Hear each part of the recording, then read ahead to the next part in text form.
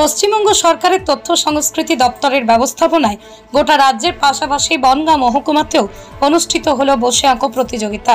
রবিবার বনগাঁ পৌরসভার চন্দ্রিকা সভাকক্ষে এই প্রতিযোগিতায় অংশগ্রহণ করে ৩ শতাধিক খুদে পড়ুয়ারা। মোট 2টি বিভাগের এই প্রতিযোগিতা অনুষ্ঠিত হয়।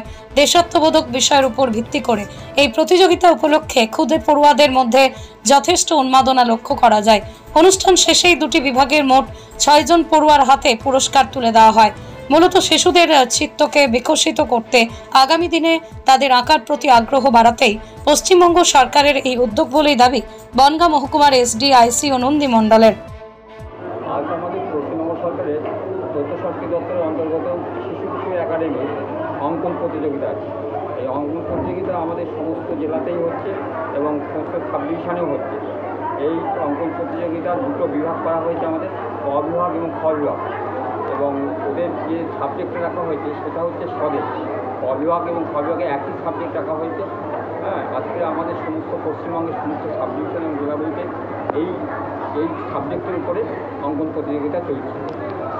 এই অঙ্কন প্রতিযোগিতায় বনগাঁতে কতজন অংশগ্রহণ করলো এবছর? আমাদের বনগাঁ সাব ডিভিশনে আমাদের 301 জনের মতো অংশগ্রহণ করেছে বাচ্চা, এবং ক এবং খ বিভাগ মিলিয়ে। কি মনে হচ্ছে যে এতে কি মানে কি উদ্দেশ্য কি এটা করার?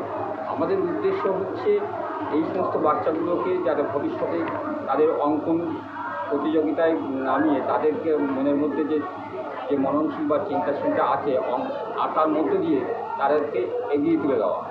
তারা বিভিন্ন জায়গায় কম্পিটিশানে আর একটু এন্ট্রি হবে, মানে আর একটু উৎসাহী হবে। এই সমস্ত উদ্দেশ্য নিয়ে আমরা এইটা এগিয়ে